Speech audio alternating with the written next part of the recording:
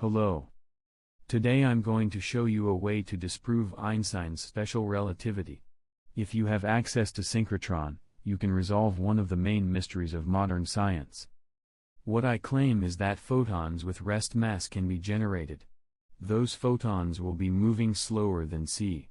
And that will disprove one of the postulates of Einstein's special relativity. That the speed of light does not depend on the speed of observer. Synchrotron is a particle accelerator, in which matter moves in loops. Matter in synchrotron can be accelerated to speeds large enough to produce directional light, which is called synchrotron radiation. Synchrotron radiation looks like a cone, and the cone angle is the smaller the larger is the speed of the source. Cyclotron radiation is emitted by slower sources and propagates in all directions. As a sphere. Synchrotron radiation and cyclotron radiation actually describe results of the same experiment. The only difference is the speed of the source. Slower light sources emit cyclotron radiation, relativistic light sources emit synchrotron radiation. The speed of synchrotron radiation was measured.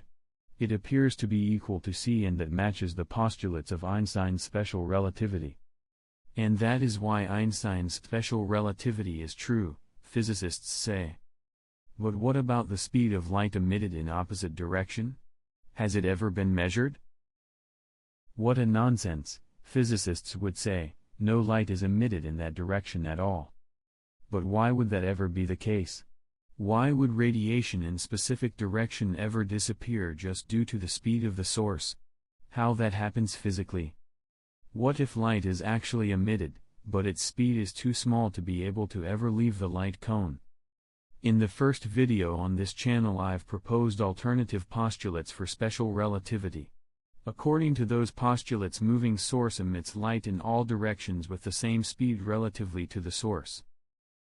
These postulates explain why cyclotron radiation would ever turn into synchrotron radiation. Light is emitted by the source in all directions with the same speed relatively to the source. That relative speed is limited. If the speed of source is v, then the speed of light emitted forward cannot be higher than c minus v relatively to the source. Because c is the maximum possible speed.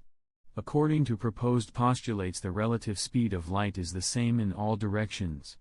Therefore the maximum possible relative speed of light emitted in any direction is c minus v. Light source changes its movement direction, but light continues its motion as if light source moves straight. And we get a cone consisting of light spheres. Center of those spheres moves straight with speed v. As a result, for stationary observer, different photons have different speed. Photons emitted along the direction of motion have speed c. Photons emitted in the opposite direction have speed c minus 2v.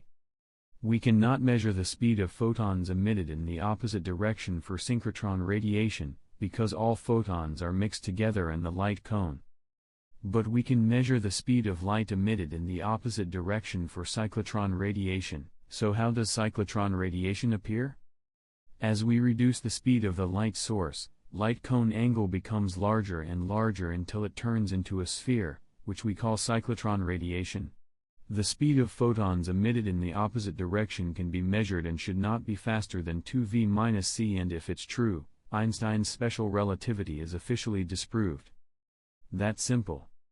Someone would ask, do you really think nobody have ever tried to measure that speed? Well, I think it's possible. It's interesting to note that typical synchrotron looks like this. As you can see, scientists seem to investigate only one direction of light emission. They don't investigate what happens on the other side.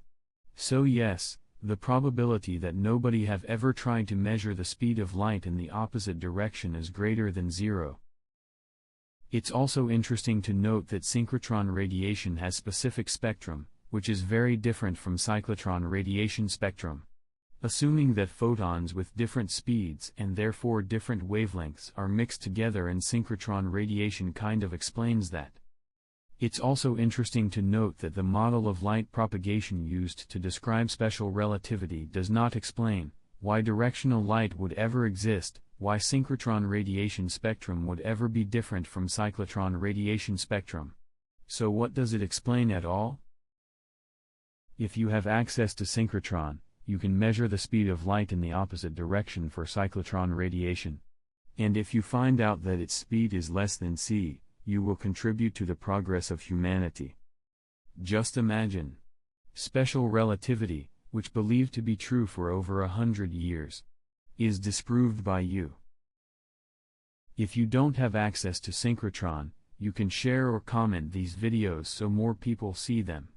Maybe because of your like or comment, YouTube will show this video to a person who has access to synchrotron. And that will be your personal contribution. This world can be changed by you. Thank you for your attention.